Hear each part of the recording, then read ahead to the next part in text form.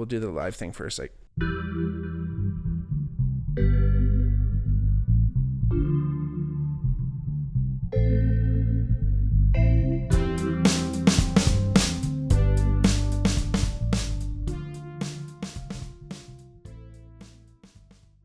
hey everybody, welcome back to the Bigmark podcast. I'm your host, Bigmark. If it's your first time watching, welcome. If not, welcome back.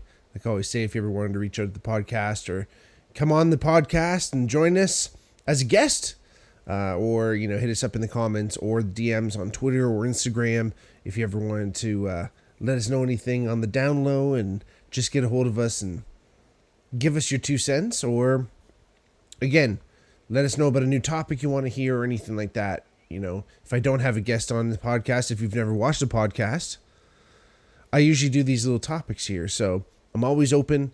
In fact, tonight, it was kind of one of those nights where I'm sitting there, an hour before I record this thing going, what's going to be the topic tonight? So came up with Berserk.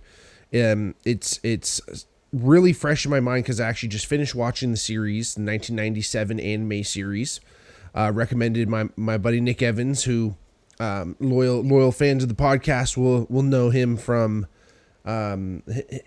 his guest appearance not too many episodes ago. And it was a pleasure having him on, of course, but one of Nicky's and one of my favorite things about Nick, and like many of my friends, I always like to have friends that, we all kind of share different interests and different things like that. And Nick is, he's into video games, he's into skateboarding, he's into all these different things that I wasn't necessarily super into. And then he's also super into, anime and manga, but mostly about certain anime series. And, being my good buddy, he was offering to expand my mind, sharing his passion, let's just put it that way. And, I was happy to check it out. And Nick talked a big game about this show and about the series, and that's what I kind of wanted to say, is that today is really going to be kind of just like a scratch of the surface, because even my knowledge is it's so new, it's so green, it's so fresh. So again, I really do appreciate and welcome any comments or any messages that you guys want to reach out with, recommendations of how to continue on watching, because we're going to focus on the Golden Age arc. Again, like I said, the 1997 anime Berserk anime series focuses on the Golden Age arc, which is essentially kind of like the beginnings of this entire story that surrounds Guts and Griffiths. A little bit of background about Berserk anyway. It's a Japanese manga series created by Kentaro Miura, who is no longer with us. He was creating and he illustrated and wrote the whole series, or I'm sure most of it. I'm sure he had an editor and things like that, but he was the showrunner and creator of the manga series, and was a major part of the anime adaptation. Sorry, the 97 anime adaptation. Some of the other ones he wasn't necessarily directly involved with, which is another reason what makes this 97 series so much cooler.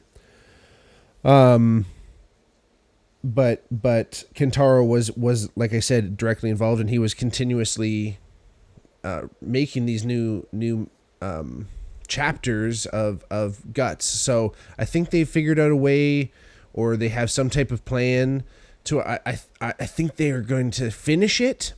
But anyway, I don't want to go too far into that, because again, the whole manga part, if anyone doesn't know, manga is essentially like Japanese comic / graphic novels a little bit. A lot of them are translated into English. Most of them are kind of black and white. Simple coloring, but really interesting drawings, and everyone kind of has different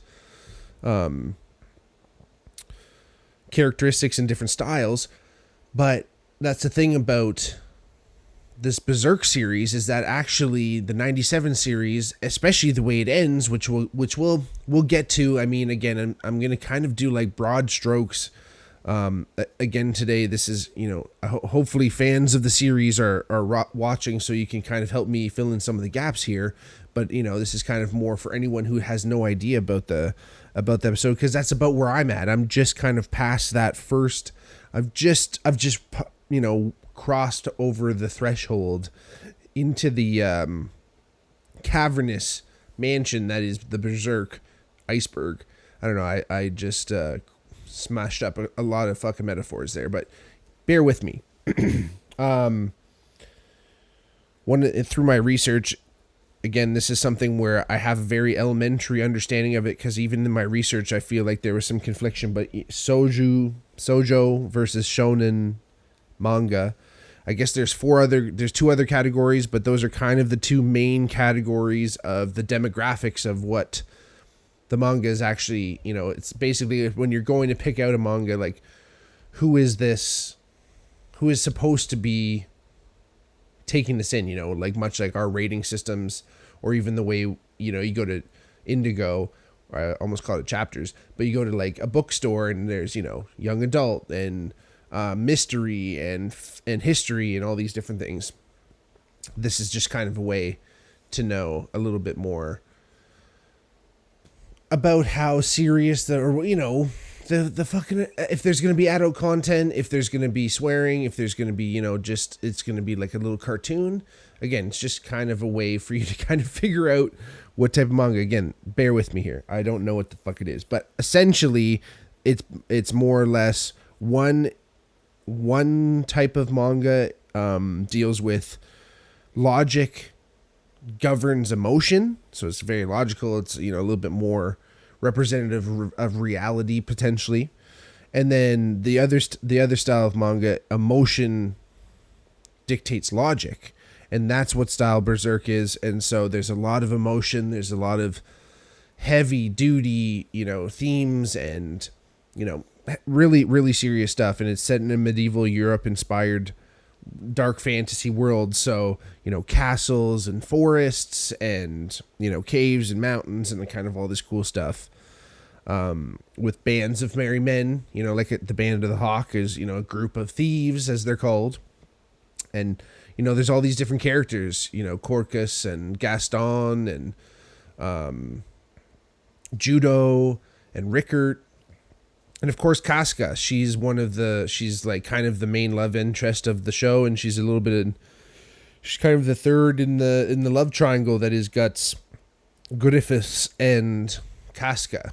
And it's really interesting because you get to see, the kind of progression of how that kind of goes. And the majority of the series kind of past the Golden Age arc follows Guts on this course for revenge against Griffiths. And the way the anime actually opens, and again, like I said, we're going to be focusing on the anime because that's the only thing I know right now through my research. It's a really good adaptation. It's not perfect, but it's really good. But again, it kind of gives this backstory on what actually has been, who's created this character. And I believe it follows, like, I still have to look into it more and more. I believe it's like volume 1 of Berserk is what the Golden Age arc is. It's like the first bit. But it opens up with this scene where you kind of like, it shows there's a bit, they kind of Tarantino it a bit, where they show you right away this ending, crazy, chaotic scene. And it's almost so overwhelming the way, in comparison to how the rest of the anime goes to the last couple episodes, for the majority of it until the end. You kind of forget about some of that stuff, but yet you remember there's this looming sensation that exists this whole time. It's very powerful. A little bit about the backstory of the actual production of the anime series, because it is really interesting. The manga itself was kind of underground. It wasn't necessarily a big thing. So making this adaptation was pretty ambitious. Not a lot of film studios necessarily wanted to take it on, not only because of the subject matter, but just because it wasn't really popular. So they ended up going with a company that distributed adult films, basically like a porn company. But I think they did some other things too. But anyway, they were actually responsible for distributing the anime series in America and dubbing it and doing all that stuff too, and then subtitling the Japanese stuff. And so again, this really brought the manga into the mainstream, and then people started reading it a little bit more. There's 25 episodes, which again covers basically almost the entire Golden Age arc. Again, being like many adaptations, there's different parts that were cut out, that weren't added. Like I said, it kind of ends abruptly. It actually ends without telling the actual ending of the story, the actual full ending of the story, I should say. The continuation does exist in the original volume in the manga, but they don't actually do it in the show, in the anime. And it's like, was that a marketing thing? Did they do that on purpose? If not, it's a great way to end it, because you're just left kind of reeling. I mean, I just finished it the other day. It's almost like, is there another episode? And it definitely it left me hungry for more. They didn't have a lot of time, but they had a good budget. There's kind of this misconception that I found in my research saying that it was really low budget. That's what kind of explains some of the animation gaffes and changes and decisions that were made with the animation. But a lot of it was actually due to the fact that the budget was there, but the timing, like they really needed everything done quickly, or at least the majority of the show. They had to have it done within like 10 months or something like that before it was going to be distributed. So again, there was a lot of pressure on these guys. And it wasn't necessarily that the animators were bad, but they just kind of had to make shortcuts here or there, just because it was kind of like, like if we don't do these certain things, if we don't make these certain concessions, if you will, maybe that's not necessarily the word, but again, they had to kind of take these shortcuts to make sure that they could actually,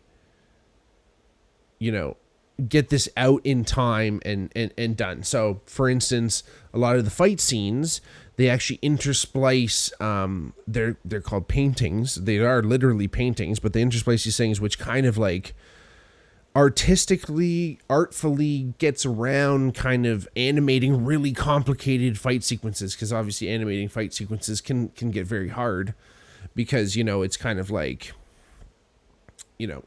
you're animating two people at once. There's a lot of movement. Again, it's hard, but they tastefully intersplice these paintings, and it's just really, it has a really cool effect, and almost makes you feel a little bit like you're reading the manga, or it gives you a little bit some of that effect, because again, the anime doesn't even necessarily come close to the intricacy of some of the artwork in the manga, or at least what I've seen. And like I said, this is such the Golden Age arc is such a interesting, beautiful introduction into this highly complex story that seems to, again, has gone on for years and years at this point now.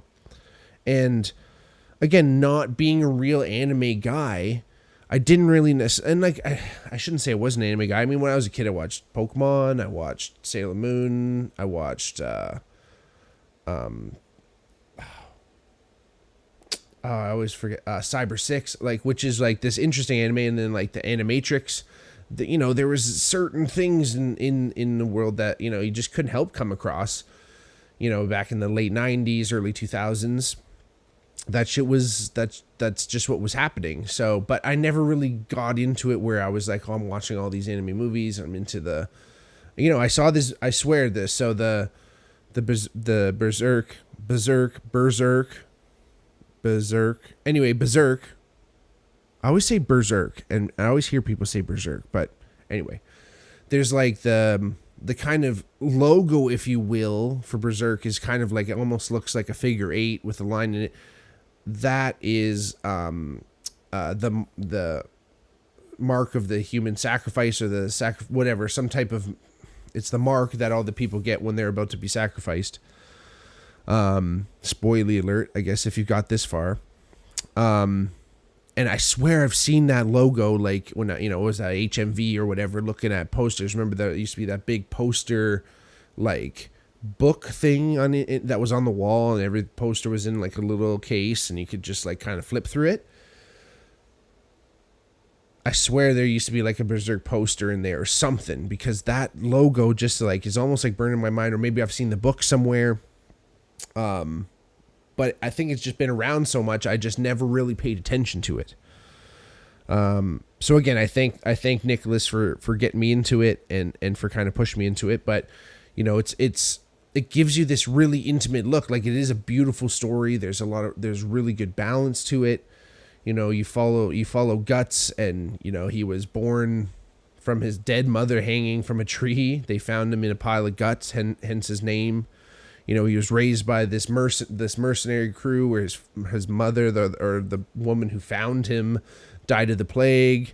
And then in the manga, the like leader of the clan, Gambino, sells him to a dude, and the dude like rapes the kid, like sexually assaults the kid for money. But I think in the anime, if I remember, he just kind of like Gambino comes at Guts one night, and Guts has to defend himself. And I think in the anime, Gambino tries to kill Guts because he blames the death of the woman. Like, I think that was Gambino's girlfriend as well, or wife, or whatever, or partner. So he came in, like in the anime, he comes in swinging. So Guts has to kill his like own father figure and then go on the run, which is crazy. So he lives his whole life on the run. He's this solitary. He kind of represents a dog. It's really interesting. A lot of the main characters represent animals. They kind of seem like different animals. And Griffiths is this hawk, this white hawk, and his armor kind of looks like that. And then you look at Guts, and kind of his styling is that of a dog, but in some of his actions are somewhat his loyalty, or maybe even his rage and his ability to channel that rage, maybe, I don't know. But again, you kind of follow that, and you see all these different hardships he goes through, and different people on the way, and how he can't necessarily develop any of these relationships because he's isolated himself so much because of all these things that have happened to him, and he kind of only can rely on himself. And then he finally runs to Griffiths and the Band of the Hawk, and Griffiths is this kind of like completely, at least at the time they meet, they're almost at completely different ends of the spectrum. Again, Guts is completely alone by himself, and then Griffiths is like running this whole Band of the Hawk, and he's chasing this very precious thing, as he calls it, and it's his dream. And in the Berserk world, or at least in the story, I should say, in the Berserk story, your dreams are so important. And again, I think at one point, that I've seen, or that I noticed, I should say, in the book, or in the manga, I guess, but I didn't read that. But in the show, again, dreams are so important. It becomes your goal, becomes this thing. It's almost like, again, this dream is this goal thing, and Griffiths has this whole idea that dreams are the most important thing, and he's chasing this thing, and everyone is kind of getting swept up in this idea, but he's so driven, and so you can tell he has this pinpoint focus at where he's trying to get, that everyone kind of admires that and gets kind of swept up in the wake of it. And so when Guts and Griffiths meet, they're kind of both at this almost opposite ends of the spectrum as far as that's concerned. And then Casca is along, and she, for all intents and purposes, she's like in love with Griffiths because he kind of saved her from a life of poverty and abuse and things like that. And she kind of idolizes him and worships him in a way, but is also in love with him, but also kind of sees him as this like unattainable object. But then she sees Guts come in, and they Guts and Griffith start to forge this kind of idea where knowing and looking back through the entire series, I can see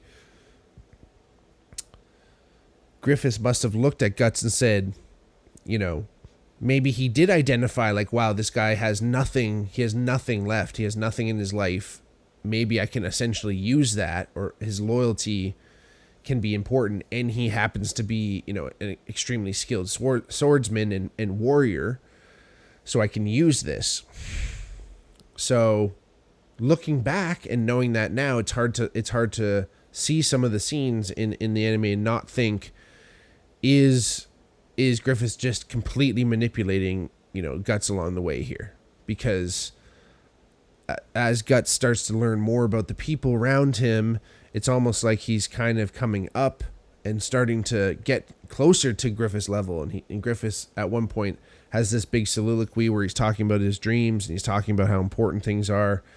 And he says, like, the only friend that I could ever have would be someone that's an equal. And I remember the first time I watched that was kind of like, oh, maybe Guts would be that equal eventually. Just through, what he did, and through merit. But now looking back on it, it was a moment where Guts realizes that he was being used, that he was being manipulated. And, it's this big turning point, in the story where, again, he's kind of like now contemplating his own dream and his own place in this whole world, which again, I'm sure kind of backfires on Griffiths. And as you can kind of see, as things pile up and as Griffiths kind of almost gets closer and closer to his goal, he has to do more and more dramatic things to get himself there. And as he's focusing on this goal, Casca and Guts start to kind of like, forge this bond, and they've gone through battles and they've gone through all this heavy shit together. So they're starting to fall in love and form a relationship. And again, as Griffiths is doing this, and basically everyone else in Griffiths' life is kind of realizing like, well, he's going to kind of do whatever it takes to get to his goal. I may or may not be here, so we're just going to keep on doing our thing. But there's, machinations and, undercutting and, poisonings and Griffiths just starts fucking using Guts to kill everybody. And again, like I said, he realizes that he's being used. And then Guts finally is like, all right, I'm out of here. He leaves. And well, actually, sorry, I skipped over like that whole part with Guts and Casca forging their relationship. I mean, they consummated their relationship. Like, they were down, man. Like, it was the real deal, homie. They banged it out. But they were in love in a way, or at least maybe Casca was again developing these feelings for Guts, and then he decides to fucking peace out. So she's obviously upset about this. The rest of the band is obviously upset about this, but again, this has been kind of in the works. I wasn't like floored, surprised about it. I kind of knew, he wanted out, and he was always this kind of, like he said, he came by the fire, happened upon the fire, stayed for a little bit of warmth, and then left after a while. So that's how I kind of always saw Guts anyway. I thought he was going to kind of pull those moves, but he didn't. I shouldn't say that.